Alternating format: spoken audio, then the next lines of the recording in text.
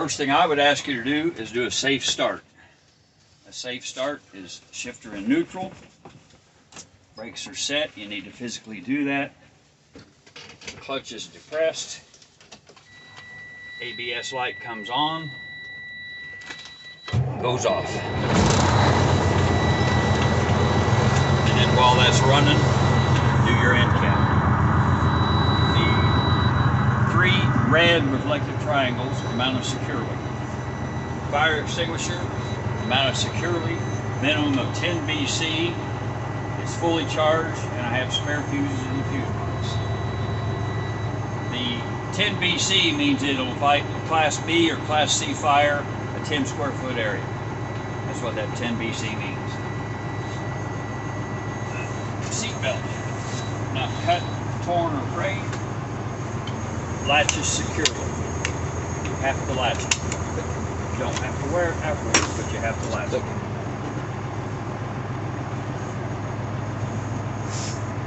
Oil pressure, water temperature, voltmeter, and the air pressure, all in the proper operating range.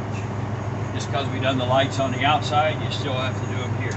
Left turn signal, right turn signal, 4-way hazard, and high beams. To get the high beams, you have to turn the headlights on, and then lift up just like you would your car. But if you don't turn the lights on, it won't. When you're doing the outside lights, one of the things on there is the marker lights. So if you just turn the headlights switch down, that turns on your marker lights, and then you can go ahead with everything else. So when you come up to the cab to do your light check, that's the first thing you should do, is just flip that on the marker light and watch him in the mirror for whatever he tells you to do. The windshield, free of obstruction, not cracked or broken. I think it missed it on this one. The windshield wipers, mounted securely, not cracked or broken, working properly. You have to turn them on. The sprayer, washer, works properly. They never do down here. Hopefully they do up there, but go through the motion anyway.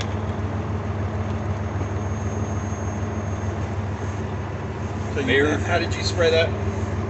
The bottom one is the washer. Okay. And the top one is just the wipers. On, off. They never work down here. The mirrors are adjusted properly to you.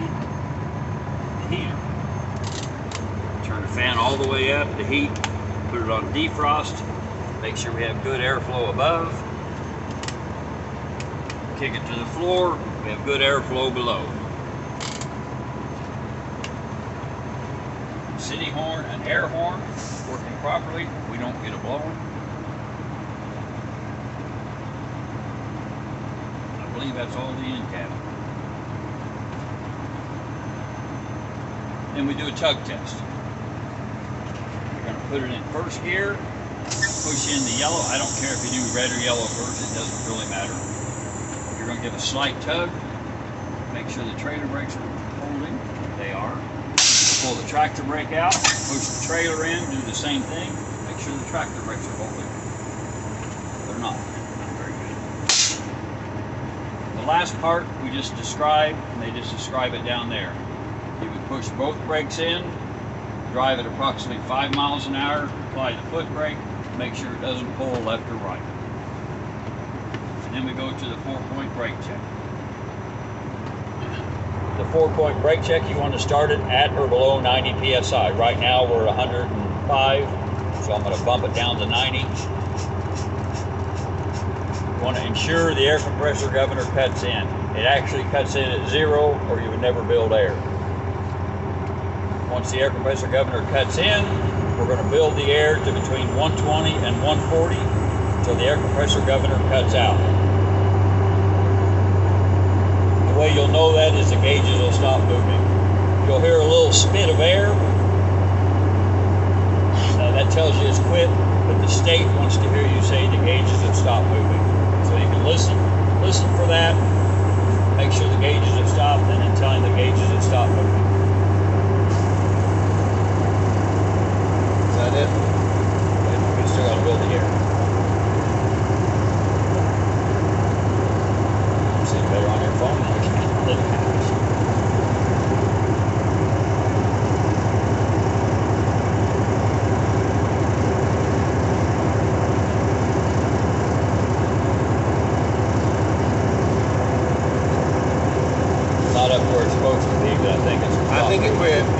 cut. I heard it cut out. Did you? Yeah.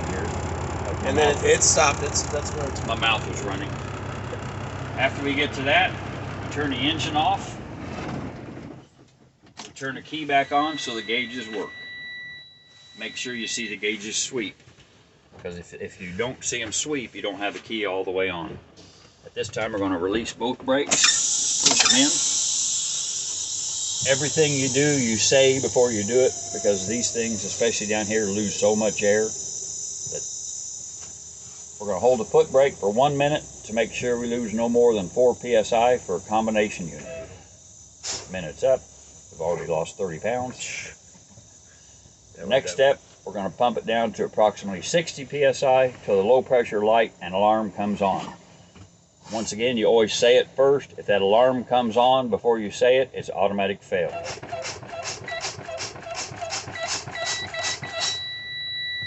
And the last thing we're going to do is pump it down to approximately 40 psi until both valves move out. You keep your eyes on the valves, not the gauge.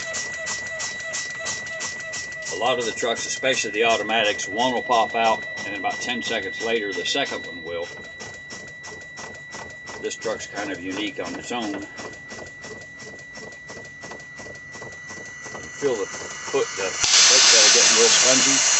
If you hear that leaking, any other truck would be fine. This one, you have to help with that last little bit. But you won't have this thing at stake.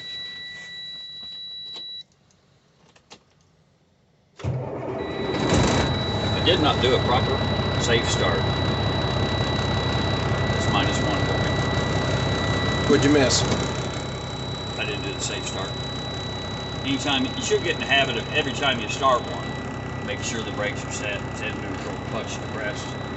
You don't have to say ABS light comes on and goes off every time, but it's a good idea to at least do those 3, brakes, neutral. You'll see a lot of guys, they get in the habit, and I'm guilty of it too, walking up to the truck, opening it and starting it from the ground. I tried to do that back there the other day, and one of the students had been in practicing his pre-trip, and he had it in gear. Oh, so it made a little lurch. Yeah. Luckily it didn't start. I might have been in a little bit of trouble. But any questions?